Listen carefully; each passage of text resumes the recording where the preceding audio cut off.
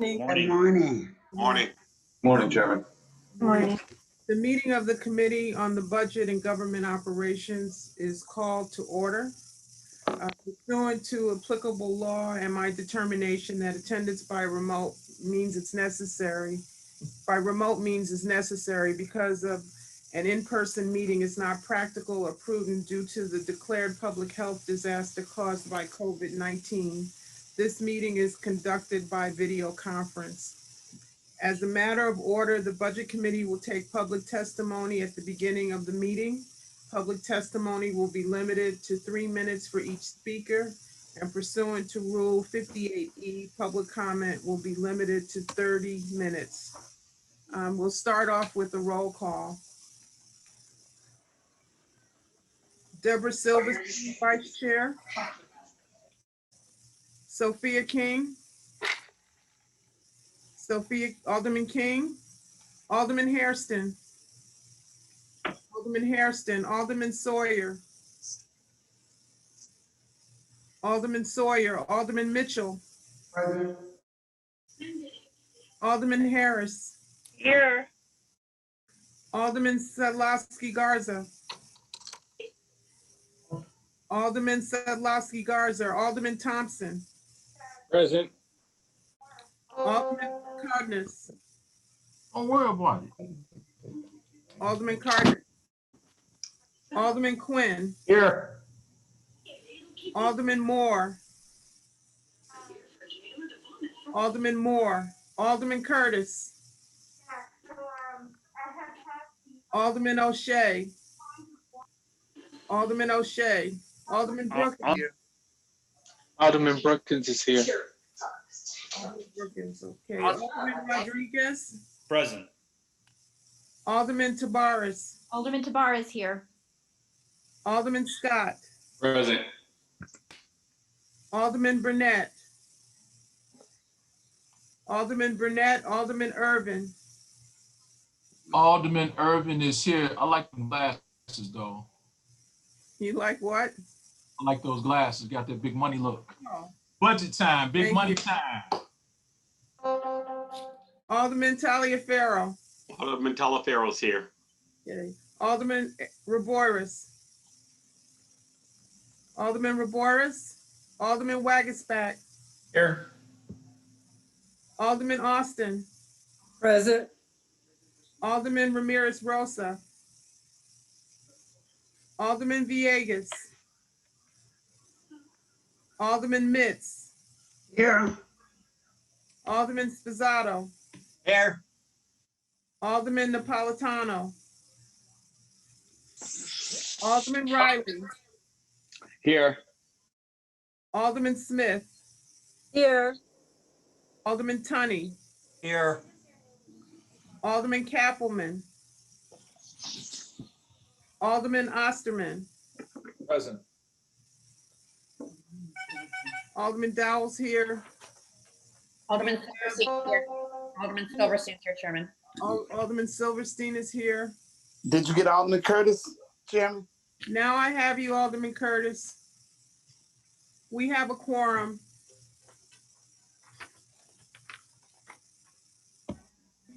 At this time, we will begin public comment period. I don't think we have anyone for public comment today. Chairman Dowell, Alderman Garza is present. Got you, Alderman Garza. Alderman Hairston is present. Got you, Alderman Hairston. Alderman Cardona is present. We have you, Alderman Cardona. We also see Alderman Lopez here. Okay. We have no one signed up for public speaking, so we'll move on. This concludes the public comment period. Today we have four items before the committee. 3 are on the agenda and there's 1 item on the addendum, and we will begin with the monthly report. So the monthly 45 report, Rule 45 report, approval of the July 2020 monthly Rule 45 report for the Committee on Budget and Government Operations. Are there any questions from my colleagues? Can I get a motion to recommend approval? Alderman Riley moves to pass. Motion made by Alderman Riley. Hearing no objection, so ordered. We will move to the number one item on the agenda, which is an ordinance from the Department of Planning and Development concerning an allocation of Neighborhood Opportunity Fund grant to Little Village Business Incubator LLC for Esquina Business Incubator located at 3523 through 25 West 26th Street in the 22nd Ward. We have with us today Robert Bumpers from the Department of Planning and Development to speak on this ordinance. Mr. Bumpers? Thank you. Good morning, Chairman Dowell and members of the committee. I'm waiting for there we go.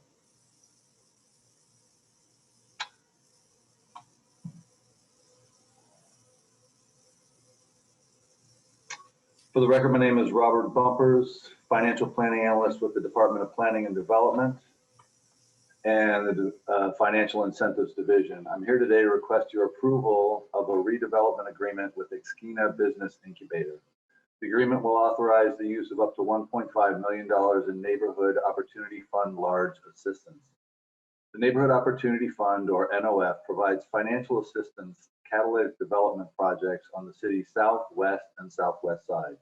It leverages the growth of downtown business district to benefit our neighborhoods most in need by using the downtown density bonus to fund new commercial and cultural projects to drive equitable economic growth in our neighborhoods.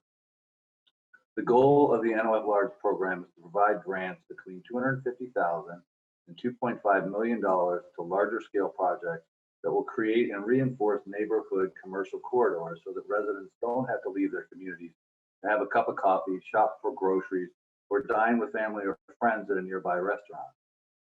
The project is located in Little Village in the 22nd Ward and supported by Alderman Michael Rodriguez. In addition, the project is located on a prominent 26th Street corner and in the Invest Southwest West planning region. Next slide, please.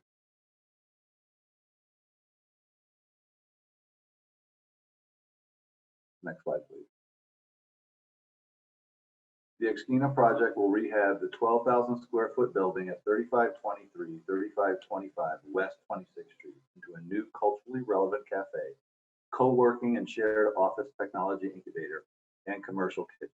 NOF funding will be for interior and exterior improvements, which will include environmental remediation, demolition, structural and exterior repairs, facade repairs, new windows, new roof, and new mechanical HVAC, electrical and plumbing for the first floor. Tenants will include La Catedral Cafe, the Midwest Bank Incubator, and Food Hero Commercial Kitchen. The total project costs are estimated at $3.5 million, and an NOF grant of $1.5 million is being requested. That is 42% of the total project cost. The sources of capital for Esquina include developer equity, lender financing through IFF Bank, and a State of Illinois OMI grant. The Esquina project is an impact investment in real estate and the Little Village community. Mayor Lightfoot has prioritized revitalizing communities of color with historic disinvestment. The Athena Project not only speaks to, but progresses the mayor's priority. The project will create 15 new full-time equivalent jobs and 28 construction jobs. In addition, it is estimated that up to 50 new businesses will be created via the Incubator, Food Hero, and the Junto Lanzamos program. In addition to the support of Alderman Rodriguez, the project's strongest advocate is Representative Lisa Hernandez, the chair of the Latino caucus in Springfield. Thank you for your consideration of this request, and I am happy to answer any questions. Also, representatives from Esquina are in attendance to answer any questions you might have as well. Thank you.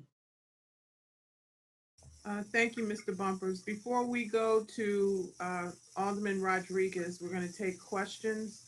And I see we have a question from Chairman Villegas. Madam Chair, I'd just like to be recorded in the quorum, please. Okay, gotcha. Seeing that no hands raised on this item, Alderman Rodriguez. Thank you, Madam Chair. I'm particularly proud today to be the alderman of the 22nd Ward and to be presenting this project to my colleagues for consideration for approval of Neighborhood Opportunity Fund grants.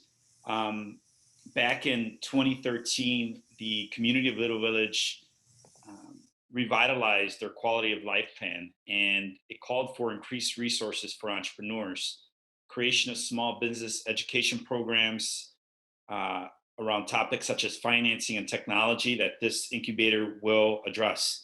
It calls for support to businesses and entrepreneurs to help them understand the demographics of the community and adjust to meet market opportunities. That's what this program will do. The Athena Project was presented at 2 Zoom community meetings, as I asked them to do, and it was widely lauded for its efforts to be a preservation effort in our community. Right now, immigrant businesses are suffering disproportionately due to the disaster, the pandemic that we're incurring. And this will be a concerted effort to address those businesses and to create more businesses in our community. Our 26th Street Business Corridor is seeing more vacancy than we ever have. And this type of effort will address that. I'm in full support of this endeavor, and I ask favorable consideration of my colleagues. Thank you, Madam Chairwoman. Thank you, Alderman Rodriguez. Congratulations to you on this project. Is there a motion to recommend approval of item number 1 on the agenda by the same roll call vote as was supplied to determine? Madam Chair, I had a question. I'm sorry, Alderman. Alderman Tunney, did not see your hand up. First of all, thank you, Chairman, and congratulations, Alderman Rodriguez. Since I have not been, obviously my neighborhood is not participating in these Neighborhood Opportunity Fund grants, which is not the reason for my question, but can someone give me, this is I don't know, what is it, $3 million project? Who is the owner of the property? I see the developer equity portion looks pretty small. At the end of the day, is this a public benefit? I know there's a public benefit by the jobs and whatever, but at the end of the day, if this is successful, I mean, is it privately held? And there's so much public money into this. Could you explain this to me?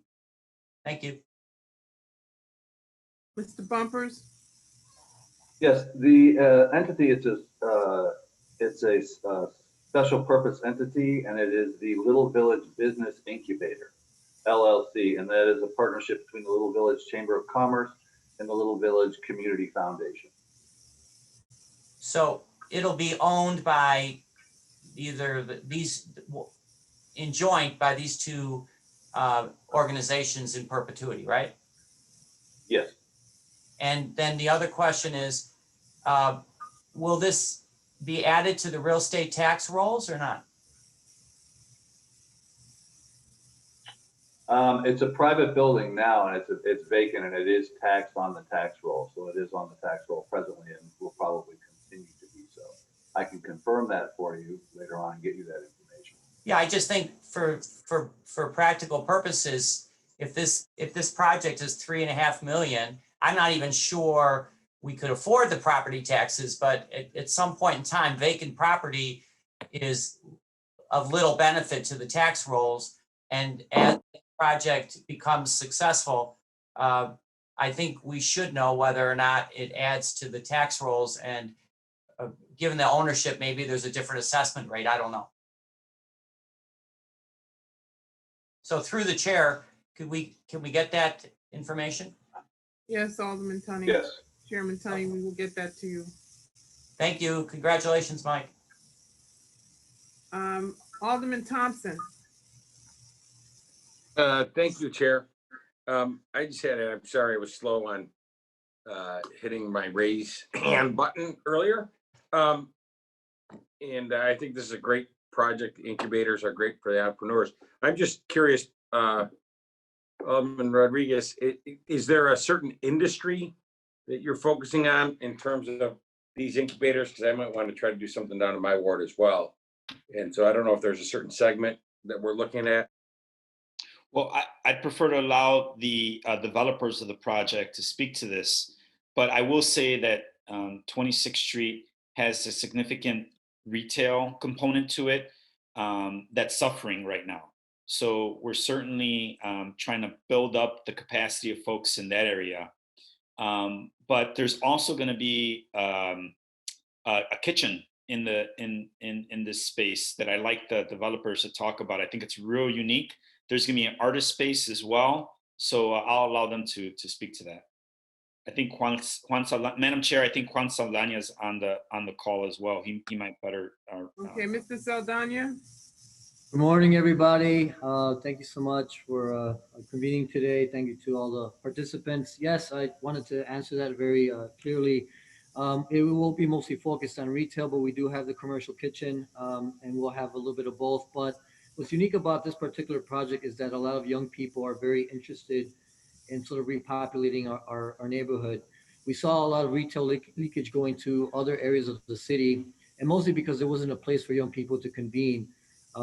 Being that we have a Black and brown community very close to this location, our plan is to make sure that we have tech-enabled businesses as well in our location. So there will be assistance from other partnerships that will be available to assist and be part of the program. We've gotten substantial grants from the McCormick Foundation. We've also gotten grants from the Entrepreneurs of Color grant that basically backs all of the programs that we have to really assist people to become more tech-enabled. In the world of COVID, obviously it makes more sense for all the local businesses to also become tech-enabled and be able to deliver their goods and services, if possible, through technology platforms. So there will definitely be a tech component, but mostly to enable our current businesses to become more efficient and effective during this new era of COVID and beyond. Thank you, Chair. Thank you. Good luck. Thank you so much, Alderman Thompson. Thank you. Thank you, Alderman Thompson. I want to acknowledge that Alderman King and Chairman Burnett have joined the committee meeting this morning, and we have a question coming from Chairman Osterman. Thank you, Madam Chairman. I want to congratulate my colleague Alderman Rodriguez. I think this is an exciting thing for your community. It's going to have benefits for years to come. The one question is, beyond the capital money in this investment, is there operational funds that'll be going either initially or in years to come from the city? The NOF funds are specifically used to rehabilitate the property. They're not for operational funds, payroll. They're not for furniture, fixtures, and things like that. It's strictly for the, if you will, the infrastructure of the building and the surrounding area of the building. Okay, thank you. Thank you, Chairman. Is there a motion? Oh, I would like to acknowledge Chairman Sawyer, who just joined us as well, and Chairman Raboris, who have joined the committee meeting. Is there a motion to recommend approval of item number 1 on the agenda by the same roll call vote as was applied to determine quorum? So moved by Alderman Scott. Alderman Scott so moves. Hearing no objection, so ordered. The due pass recommendation of the ordinance will be reported out at the next city council meeting on Wednesday, September 9th. The second item on the agenda is an ordinance from the Department of Assets, Information and Services authorizing the execution of an intergovernmental agreement with the Chicago Housing Authority regarding the National Environmental Policy Act to conduct environmental reviews. With us today, we have Deputy Commissioner Kimberly Worthington from the Department of AIS to speak on the ordinance. Ms. Worthington? Great. Sorry, my cat is here. All right. So thank you. Good morning, Chairman Dowell and members of the committee. For the record, my name is Kimberly Worthington. I'm the Deputy Commissioner of the Environmental Health and Safety Bureau in the Department of Assets, Information and Services. You can go to the next slide. A little background on this: under the National Environmental Policy Act, or NEPA, federally funded projects require environmental reviews, and each project is reviewed for compliance with NEPA and environmental both federal and state regulations. Under the U.S. Department of Housing and Urban Development, or HUD, their NEPA regulations require that public housing agencies receive HUD federal funding to have somebody else conduct the environmental reviews for them. They cannot do them themselves. So they need to find a responsible entity to conduct these environmental reviews for them. AIS currently serves as the responsible entity on behalf of the CHA and has been doing so since 2015. And we are also the responsible entity for DPD and DOH and really any department that is receiving funds from HUD. The current agreement with CHA that has been in place since November of 2015 is set to expire in November of 2020. And the proposed ordinance seeks a 5-year extension of that agreement. So AIS serves as responsibility for CHA, reviewing the projects as I talked about. CHA cannot begin any new developments, acquisitions, or grant activity without review by a responsible entity. So in our role as responsible entity, we coordinate agency consultation with the State Historic Preservation Office for Section 106 historic resource issues. We also coordinate with the request for release of funds with the Department of Housing and Urban Development. And we also work to conduct NEPA reviews for any joint projects that both the city and the CHA are involved in. Next slide, please. So an example of one of the projects that we have worked on under the current IGA is the Lathrop Homes redevelopment. And it is a mixed-use, mixed-income redevelopment that includes the rehab and demo of existing buildings, new construction, historic building reuse, as well as stormwater improvements and new green space. So our role in getting this redevelopment done was to complete the environmental assessment, which is a technical term under NEPA. And we participated in public meetings to answer any questions that the public had. A key part of this environmental assessment, besides the typical, is the land contaminated and lead paint and asbestos, we led negotiations of the historic preservation agreement. Involved with that were the CHA, the State Historical Preservation Office, as well as one of the national agencies. Next slide. So the costs and benefits of the agreement. The CHA reimburses the city for all of the costs we have on a quarterly basis and includes the payment of a salaried employee who is housed with us at EHS. Recently, the CHA board authorized $3.5 million for the term of this agreement. And the agreement allows the city to invoice the CHA for the next quarter's estimated cost in advance if needed to ensure cost recovery. As far as the benefits, affordable housing is a city goal under the One Chicago Housing Strategies for a Thriving City 5-year housing plan. And the AIS oversight of this environmental review process ensures that the CHA continues to receive their funding and to provide safe and affordable housing that complies with the federal, state, and city environmental regulations. Next slide. And I just want to thank you all for your consideration of this ordinance and IGA. I'm ready for any questions. Thank you, Ms. Worthington. We have a question from Alderman David Moore. Thank you. I just need to understand, you said AIS is going to manage or coordinate the funds from HUD. So are the funds coming directly from HUD to AIS, or are those reimbursable, or are those paid for funds by CHA to the city?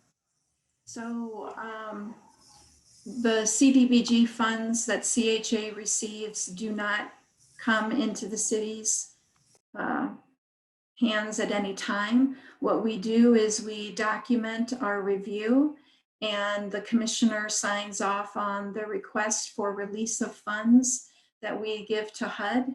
And essentially we're saying the city as responsible entity approves of this request, and we're asking that HUD release funds to the CHA.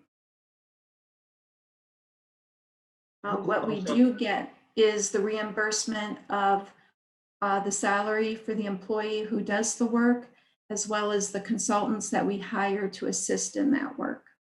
Okay, and that's what I was trying to understand. So you said the CDBG funds, these are CDBG funds that we've applied for at the city or that CHA applied for? That CHA applied for. Okay, and so, but HUD has this money and then the city releases the money for the work itself through those CDBG funds. Well, not the Right. city releases, I mean, they coordinate the release from HUD. Yeah, the money goes directly from HUD, and HUD is looking for us as the responsible entity to make sure that that money is being used on a project that is environmentally safe, and that the money is not going into something that's going to cause more harm than good. Okay, but that money itself, based on what I heard you saying, correct me if I'm wrong, that money itself just pays for the environmental, but the reimbursement for our time and our employees doing this, does that directly come from CHA or does that come from part of the CDBG fund? That comes from the CHA. Okay. And I may have misspoke. I know some of their money is CDBG, but they have a variety of HUD funds that they get. But the majority of the funds, CDBG is one of the main ones that is used. Right. The city also gets CDBG, but they're not related. They're kept separate. Right. Thank you so much. Thank you, Madam Chair. Thank you, Alderman Moore. The next question comes from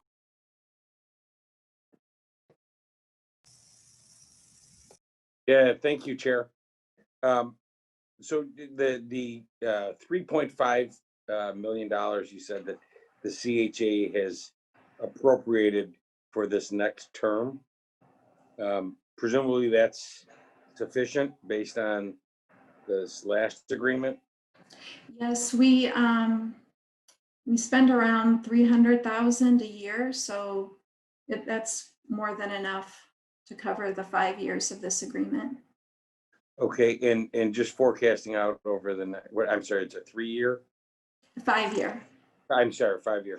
Okay, so over the next 5 years, I know, I don't know where they stand in the environmental, but I know in Alderman Dowell's ward, for example, there's going to be a big development on CHA property, and there's other redevelopments going on.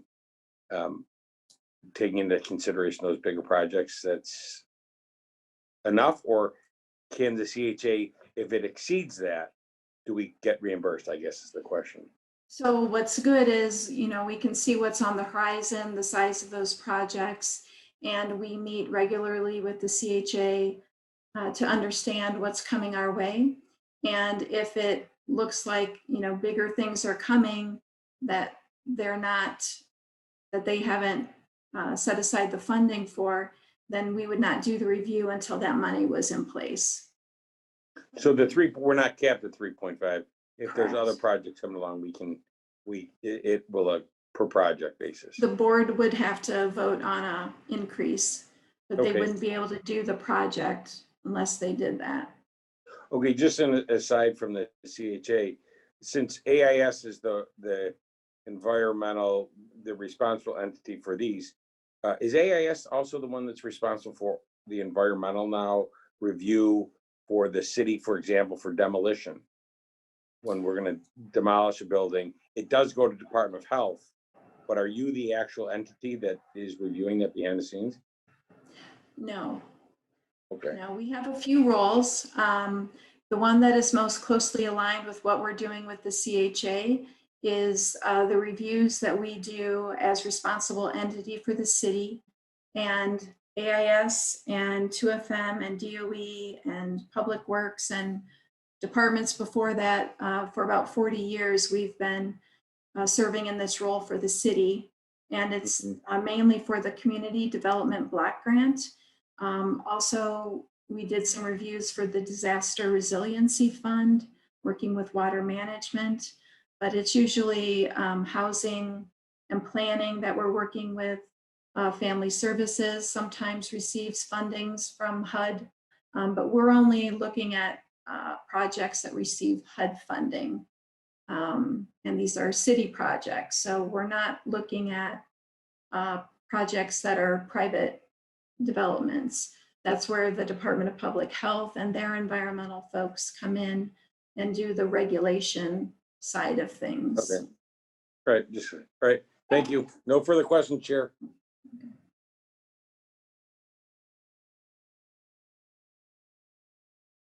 Alderman, you're on mute. Thank you, Alderman Thompson. Next questions come from Alderman Curtis. Good morning, Chairman. Good morning, everyone. I just trying to understand more about the CHA mobility zone. Is this an example of a CHA mobility zone? I do not have that information. I will ask my colleague Jamie Blakesley, who is one of our environmental engineers, if she knows, and if not, we can get that information and get that to the chair. Jamie, is that something you have? No, okay. So is the mobility zone funding? Right, that was my question. Is it a mobility zone funding? Yeah. Is that a city sourced funding or is that a federal? I was working with Carrie Steinbuck on that, and because they do have these different CHA mobility zones in the city, and I was wondering, was that an example of one? I do not know, but we will find out and report back to the chair. Thank you, Madam Chairman. I see, Alderman, that we have some representation from CHA here. I don't want to call anybody out, but I thought I saw Otis Wright here from the Chicago Housing Authority. I don't know if he can answer that question for you, and if not, we will get that through the chair. Hello, Alderman. We can get the information for you back to the chair. Okay, thank you, Mr. Wright. You're welcome. Thank you, Madam Chairman. You're welcome, Alderman. Next set of questions come from Alderman Ramirez Rosa. Yes, Chair, I just had my hand raised to be counted as present for purposes of quorum. That was easy. We got you. Thank you. Okay. Is there a motion to recommend approval of item number 2 on the agenda by the same roll call vote as was applied to determine quorum? So moved. Who was that? Thompson. Alderman Thompson, so moves. Hearing no objection, so ordered. The due pass recommendation for this ordinance will be reported out at the next city council meeting on September 9th.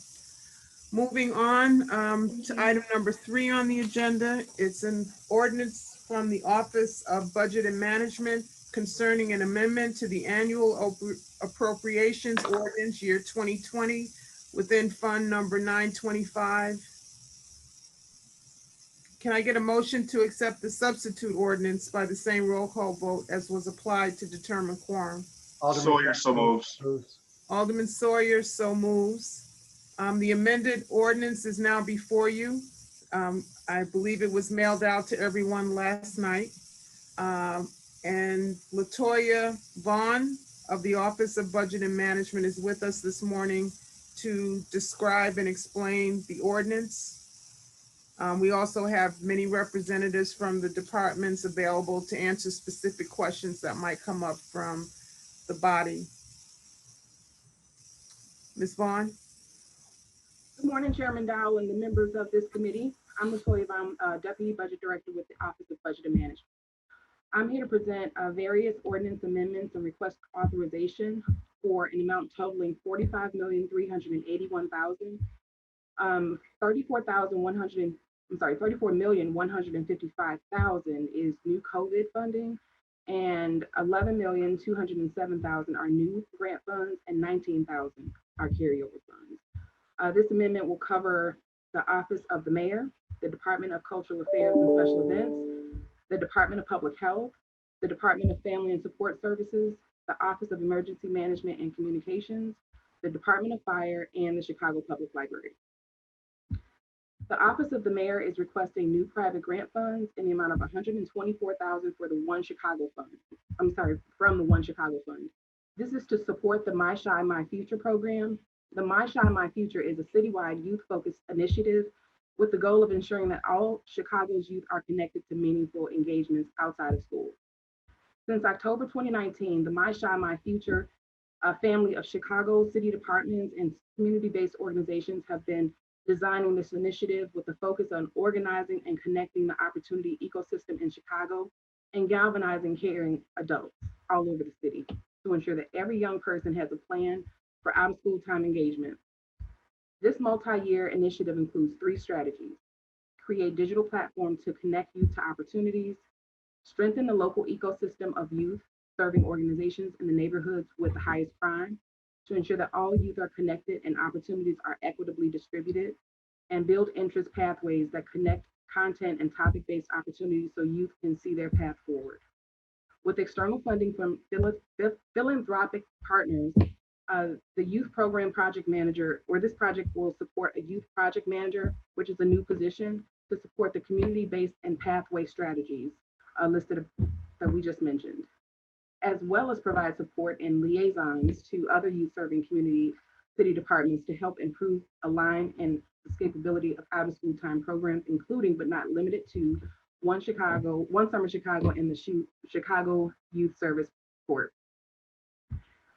The Office of the Mayor is requesting to reallocate funding between the Department of Cultural Affairs and Special Events in the amount of $5,000. These funds come from the Humanity United organization and are for the Pathways to Freedom Grant Program. These funds are used to develop innovative citywide responses to sex and labor trafficking through the engagement of a senior fellow who will author, coordinate, and implement and strengthen the anti-trafficking policies and procedures within the city, and to provide anti-trafficking technical assistance. $5,000 of those dollars will be allocated to the Department of Cultural Affairs and Special Events to compensate an artist for the creation of an art piece as part of the city's Your Home is Someone Else's Workplace campaign. This piece will be used by the city on digital billboards, social media, and other campaign websites, and for printed materials such as posters. Additionally, these funds will be utilized to support domestic workers in participating in roundtable discussions with the artist to help inform and inspire the art piece. The Office of the Mayor is requesting new private grant funds in the amount of $50,000 from the John D. and Catherine T. MacArthur Foundation. This is to support the police reform program. Funds will be used to support an existing staff person in the policy advisor for research and data position who assists and provides strategic advice for the stand-up of the Office of Violence Reduction. This person liaisons with data analytics within the city agencies, develop policy proposals, and addresses gun violence and illegal gun possession. The funding amount includes the position and the fringe benefits for the full remaining of this 2020 calendar year. The Office of the Mayor is requesting additional private grant funds in the amount of $7,000 from the One Fund Chicago to support the Youth Commission program. These funds will be used to provide a second installment of stipends for the mayor's youth commissioners. These youth commissioners are between the ages of 14 and 19 and are charged with soliciting input from Chicago's youth and lifting their feedback to policymakers and the mayor. The Department of Public Health is requesting new federal funds as well as carryover grant funds in the amount of $167,000 from the U.S. Department of Health and Human Services for the Adult Viral Hepatitis Program. Funds will be aimed at increasing the healthcare system capacity to identify individuals at high risk for hepatitis C virus infection and to increase treatment and access to HCV patients. This grant also focuses on engaging external partnerships by conducting outreach education, and providing resources to increase testing, linkages to care, and potential treatment outcomes. One of the primary goals within the viral hepatitis program is to continue building and fostering external partnerships within the community and populations with the highest burden of HCV citywide. These partnerships create opportunities for partners to screen, stage, treat, and cure people with HCV across the city. These are pass-through funds that are also distributed directly to the delegate agents.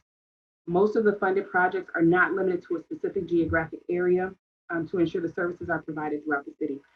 The locations of service sites for the funds match disease burden areas and will provide accessible education, testing, and linkages to care services across Chicago. We did provide a list of potential delegate agencies that are currently funded through this program, and the additional dollars will be used to support agencies under that existing platform. The Department of Public Health is requesting new federal pass-through funds from the state. These are in the amount of $874,000 from the United States Department of Health and Human Services and the Illinois Department of Human Services. This grant is the Chicago Family Connects program, and these funds will be used to support the Chicago Family Connects program, which is a pilot program providing support for new mothers and newborns by providing nursing care services, including clinical assessments, education around breastfeeding, safe sleep, postpartum depression, managing infant crying, and family stress. This program seeks to address the high rates of infant and mortality within Brown and Black communities. All families welcoming a baby at one of the pilot hospitals are offered the service at bedside by a nurse or hospital staff. Family Connects is a universal service, and there is no criteria other than being a new mother who has given birth at one of the pilot program hospitals. This is in order to receive the service. This is a pilot program, and if this program is successful and funding is, and the program can be scalable, the program will be offered to other hospitals across Chicago. In its pilot phase, CDPH is partnering with 4 hospitals to offer the Family Connect service to approximately 3,000 to 4,000 families in this pilot phase.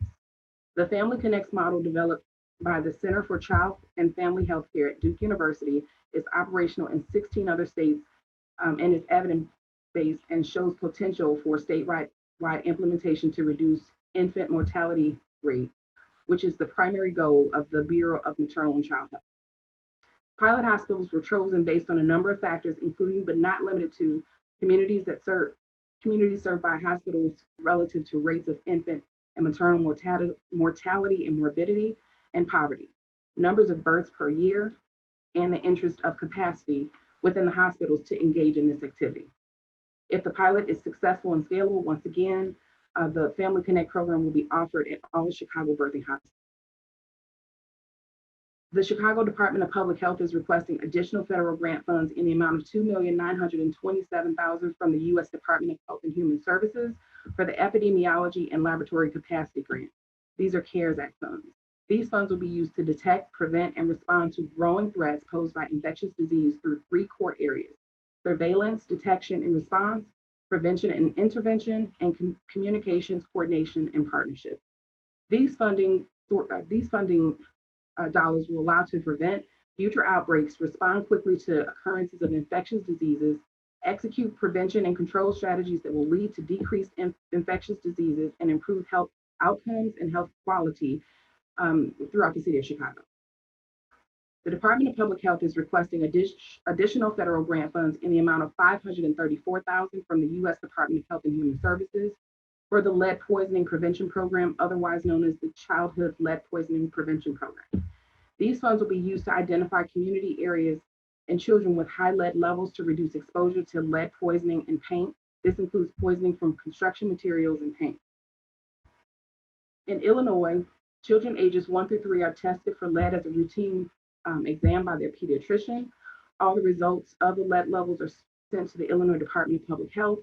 In return, IDPH funnels all the lead results to the city of Chicago to the Department of Public Health on a daily basis. CDPH provides follow-up services with all the children and who have elevated blood levels, and and they have a public health nurse who is a case manager and offers case management services to the family and offers to educate the family of its adverse health effects of lead.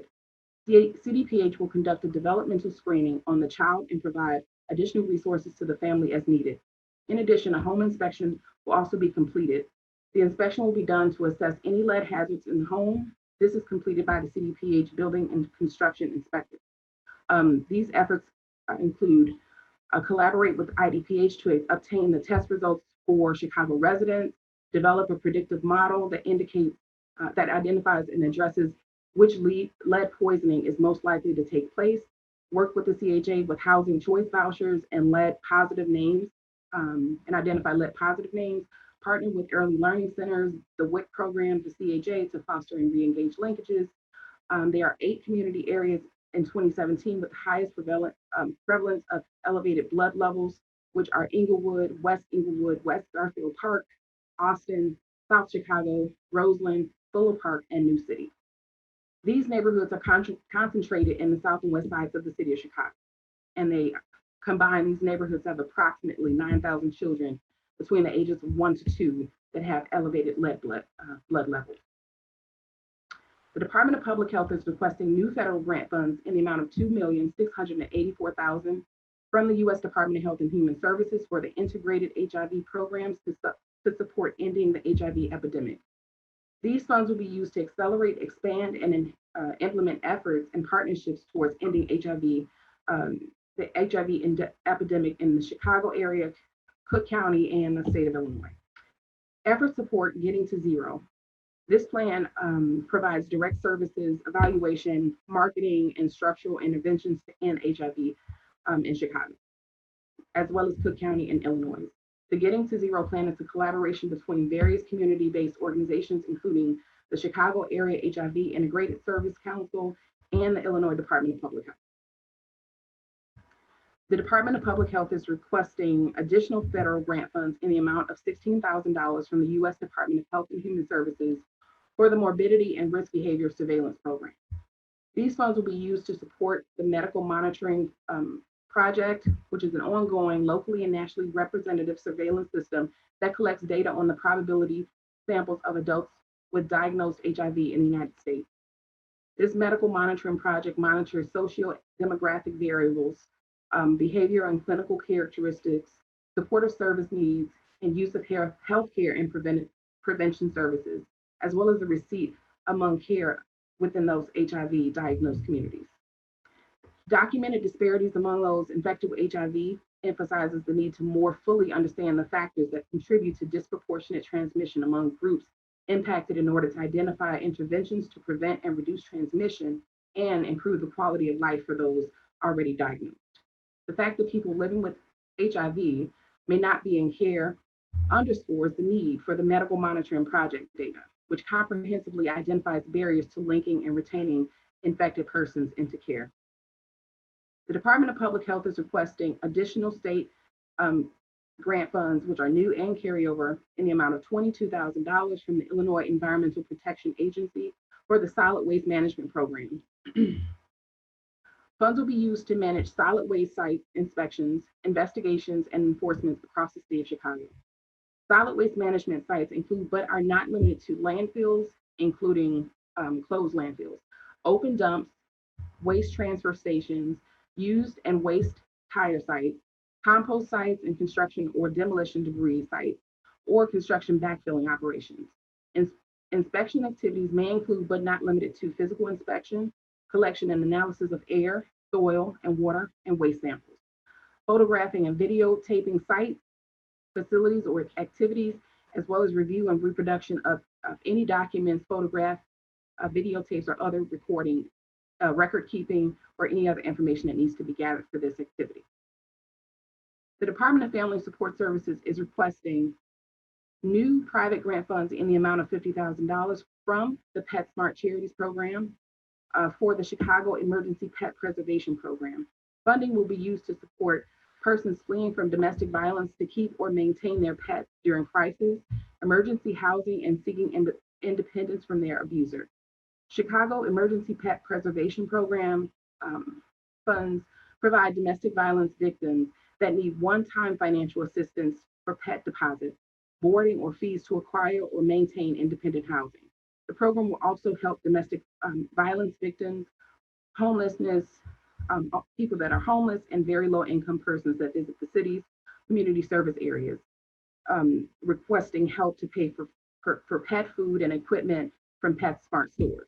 Basic financial assistance will be provided in the form of $25 gift cards for pet food or equipment, which will be distributed by the community service centers, where homeless and very low income persons can apply for a gift card. Domestic violence victims may call the domestic violence helpline to receive a gift card by mail or email. Recipients may be eligible for future assistance if eligible. Funding is not limited to a one-time use. The program will be marketed by the Illinois Domestic Violence Helpline and the community service centers. DFSS will market the program through its social media and other platforms. Domestic violence victims may access these funds by calling or texting the hotline or receiving a gift card by entering one of the facilities, one of the community service centers. There are 6 DFSS community service centers located across the city. They are in Inglewood, it's Inglewood Community Service Center, Garfield Community Service Center, Dr. Martin Luther King Community Service Center, North Area Community Service Center, South Chicago Community Service Center, and Trinia Davila Community Service Center. The Department of Family and Support Services is requesting additional federal CARES funds in the amount of $30,489,000 from the U.S. Department of Health and Human Services for the Emergency Solutions Grant. Funding will be used to support housing services, project activities that mitigate the impact of COVID-19. This includes homeless prevention in the amount of $5.9 million. These funds will be used to support rental assistance for the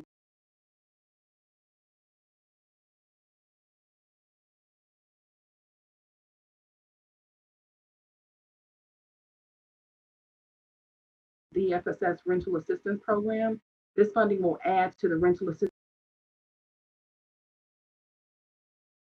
funding for an existing program that was announced in July and is available through a new web-based portal. DFSS will launch an additional round of assistance with these funds and anticipates serving an additional 800 households with rental assistance. Funding will also be used to support $1.4 million of shelter diversion. DFSS will expand the implementation of the nationally best practice program by funding a new pilot program to deploy diversion specialists to offer short-term rental assistance resources with services interventions as needed for households at the time they request a shelter, or within 14 days of entering the shelter to turn households back around and into housing as quickly as possible. This program also provides rapid rehousing services, which will be covered by using $17 million of these funds. Funds will be used to support rental subsidies, case management, and housing navigation, and move-in fees for at least 1,300 households. Funds will be used to support expedited housing initiative, develop a collaboration with the Chicago Continuum of Care, and also will utilize an effective public health intervention to ensure homeless Chicagoans that are at risk of serious illness can maintain their homes during the COVID-19. This program will also provide homeless management and information services in the amount of $350,000. Funding will be used to support the administrative services for additional homeless management and information system personnel, the tracking of outcomes for COVID-related response, and the housing management and information systems related technical assistance. DFSS opened an alternative shelter to decompress the current shelter system. These facilities need assistance in using the HMIS and tracking the data and outcomes of the COVID response. In addition, the current homeless providers will need technical assistance in capturing the data and outcomes of the COVID-19 response. These funds will also provide shelter and outreach services in the amount of $5.5 million, of which $2 million will support staffing and supplies and operational costs for existing DFSS shelters to sustain a decompressed shelter system, to follow the Centers for Disease Control and Prevention social distancing requirements. 2.5 of this program will support up to 657 beds at alternative sites to support the maintenance of pre-COVID bed capacity with social distance. Also, $1 million will be used to support enhanced outreach by funding street outreach teams and drop-in centers to meet the client's need for food, transportation, resources, navigation, and housing connections. This program will also use $1.7 million for administration to support delegate agency administrative costs for rental assistance programs and rapid rehousing programs. Attached is a list of existing delegate agencies that will be providing the service. Please note that there will be a competitive process for the funds that will be provided for the alternative shelters and the shelter diversion program. And currently there are 38 delegate agencies funded. The Department of Family Support Services is requesting new federal grant funds in the amount of $500,000 from the U.S. Department of Justice for the Housing Assistance Grant for Victims of Human Trafficking. The goal of this program is to provide housing assistance for victims of all forms of human trafficking. DFSS will partner with the Salvation Army to implement the program, and the Salvation Army will provide housing assistance to victims of both sex and labor trafficking for up to 24 months in a hybrid of site-based and program-owned and scattered site market rate-owned units within the city of Chicago. DFSS anticipates that 3 site-based and 7 to 10 scattered-based units will serve approximately 18 to 20 victims or more over the 3 years of funding. The 3 site-based units are owned by the Salvation Army and are located in the 46th Ward. The 7 to 10 scattered site units have not been selected and will be selected based on either client choice or other factors. Services provided by the Salvation Army will include crisis and emotional counseling, clothing, food, and other necessities, and the emergency medical or other healthcare services. Prior to and during housing placement, victims will receive ongoing case management that includes additional medical, dental, or substance abuse treatment, tattoo or branding removal, education or other employment services, financial literacy or life skills, and legal or immigration services.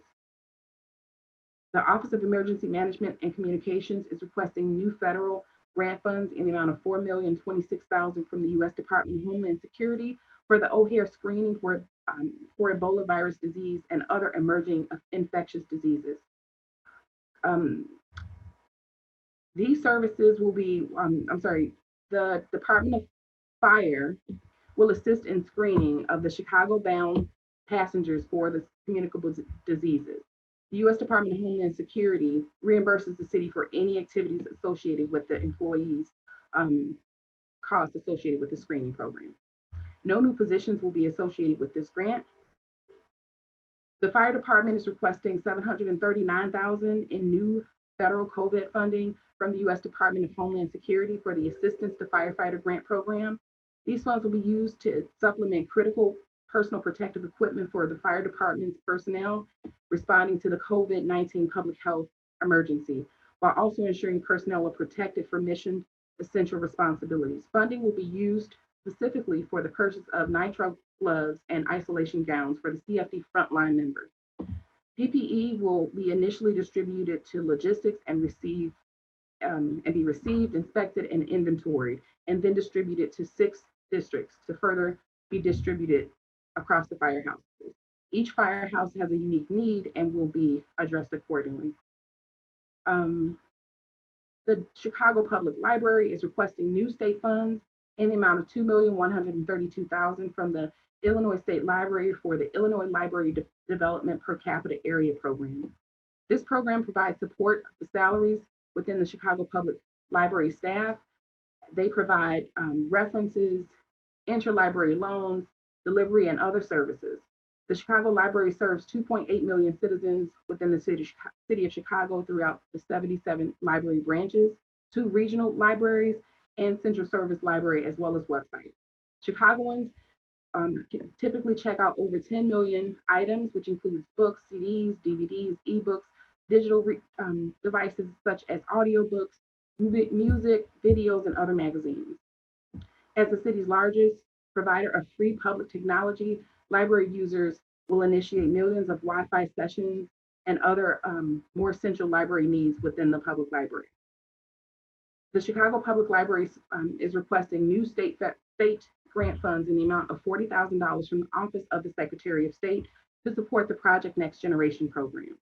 Funds will be used to provide a menu of hands-on and informational programs for teens to explore fashion, learn about design, and making and exploring their identity.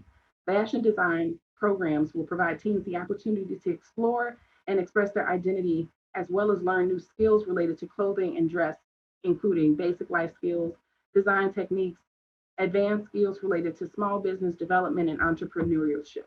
The teens will have the opportunity to create their own fashion statements and give voice to them through a photography event scheduled for the scheduled for a fashion event in May of 2021, and by attending a fashion event featuring their own creative expressions and entering a design competition. The photo exhibit will be mounted at the Harold Washington Library in the summer of 2021. This concludes the 925 ordinance amendments in the amount of $45,381,000, and we'll open it up for questions. Thank you, Latoya. You can take a deep breath. I would like to get some feedback from my colleagues offline on whether or not it's too much to have every grant read in the manner in which it's done. We do provide you with this document ahead of time. So please let me know offline. Appreciate it. Want to acknowledge Alderman Kappelman, Alderman Napolitano, and Chairman O'Shea, who have joined us this afternoon or this morning, and we'll open it up for questions on the 925 grant. Alderman Irvin. Thank you, Madam Chairman. I do have one question as it relates to the Chicago Family Connects pilot programs. And before I begin, I do want to thank you, Madam Chairman, and the committee for getting the information that I requested beforehand. And ultimately, I just have one question, and from the reading of what I I think I'm on point in saying the fact that both the East and West Garfield Park community would be included in the pilot program from Chicago Family Connects pilot program. Hi, Alderman. This is Jen Vitus from the Chicago Department of Public Health, and I can confirm that East Garfield Park and West Garfield Park are very much included in the Family Connects pilot. Many families that deliver babies from those communities, deliver babies at Mount Sinai Hospital and Rush Memorial as well. And all delivering babies at those hospitals will offer this service. Okay, that's all I wanted to make sure of. Thank you, Madam Chair.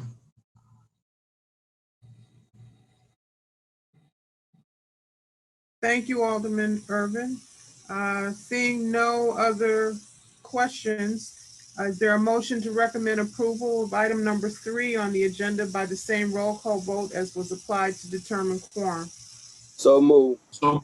Moved by Chairman Burnett. Hearing no objection, so ordered. The due pass recommendation of the substitute ordinance will be reported out at the next City Council meeting on September 9th. We'll now go to the last item, which is reflected on the addendum. Item number 1 is a resolution introduced by Alderman Ray Lopez, 15th Ward, concerning the Committee on the Budget and Government Operations to hold subject matter hearings on public safety in the city of Chicago.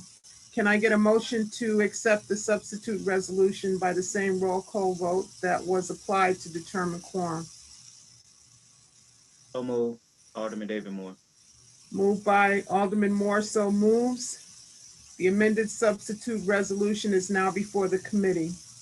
The substitute resolution is a result of working together with my colleague Alderman Lopez, and includes the following changes. It strikes the clause requiring additional meetings to be held in perpetuity from the resolution and replaces it with a 2-year requirement with a clause to revisit based on effectiveness. The second change is it changes the required monthly subject matter hearings to quarterly meetings to address the general overview of the annual budget, revenue projections, and the status of expenditures. The substitute or resolution also removes the ask for meetings to be held prior to the appropriation ordinance being heard, because the Office of Budget and Management is currently hosting a series of public hearings beginning this week for the purpose of allowing the public an opportunity to express their budget priorities. The resolution adds that the Committee on the Budget and Government Operations and the Committee on Public Safety will convene a joint hearing to solely discuss the police department budget prior to the passage of the budget for fiscal year 2021.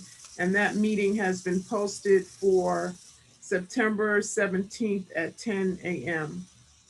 And it adds that the Committee on the Budget and Government Operations will hold no less than one meeting per year prior to the annual appropriation ordinance hearings to discuss specifically the police department budget. Alderman Lopez is here to speak on the substitute resolution. Alderman Lopez. Thank you, Madam Chairman. Good morning, colleagues. I'm honored to join you today and ask for your support of this substitute resolution. I want to thank Chairman, you specifically, for working collaboratively with me to make the necessary changes to make this resolution work in a way that benefits the citizens of the city of Chicago. I'm delighted to see that we will begin having quarterly meetings discussing the budget that we approve every year to ensure that we are on track with our goals and the values that we set forth when it is originally passed. I think that is a wonderful change for how we are doing things, and look forward to seeing its progress in 2 years and know that we will continue once we see how effective it is. I think this shows, to the mayor's point, that when we come together, we can move forward. And I will look forward to voting in favor of this resolution should it get passed out of this committee today. And I'm happy to answer any questions my colleagues may have as well. Thank you. Thank you, Alderman Lopez. We have questions coming from the committee members. Alderman Irvin. Thank you, Madam Chairman. I just have one question. I saw that in the resolution, this committee is asking or saying that a joint committee will be held. And my question is, do we have the ability as one committee to order another committee to jointly get with us and hold a meeting? Or do we need to subsequently pass this in public safety as well? I would leave that as a question for the law department, which did review this. They did not come back with any changes related to this resolution. And I have had subsequent conversations with the chairman of public safety, who has agreed to the resolution as well. Okay, very well. Thank you, Alderman Irvin. Chairman Osterman? Yes, thank you, Madam Chairman, and thank you for the work you're doing with this with Alderman Lopez. I think it's greater transparency for all of us throughout the year.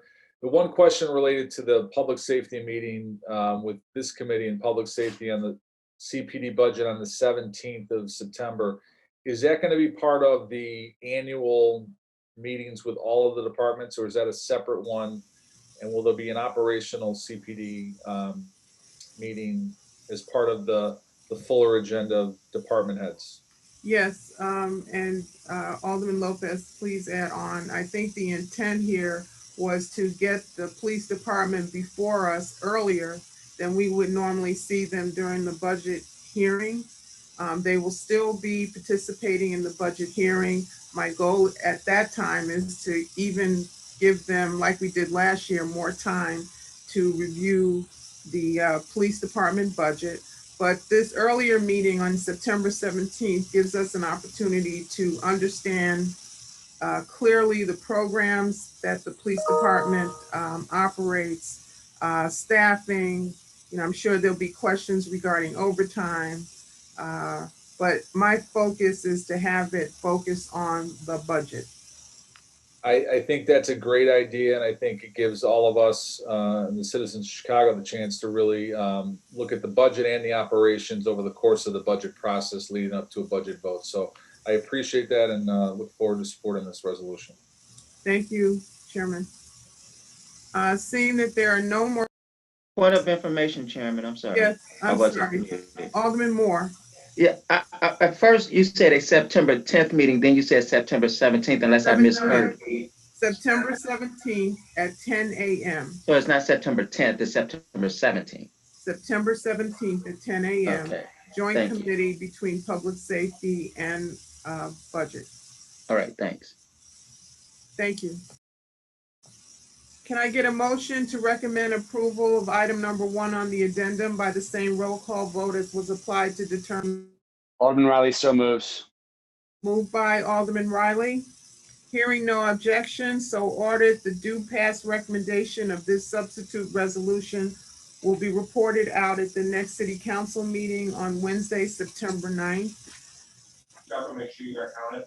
There being no further business before the committee, can I get a motion to adjourn?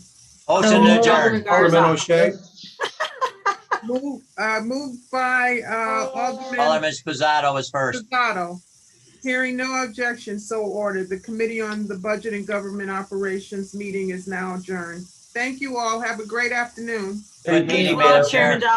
Bye-bye. Thank you, Chairman. Bye-bye.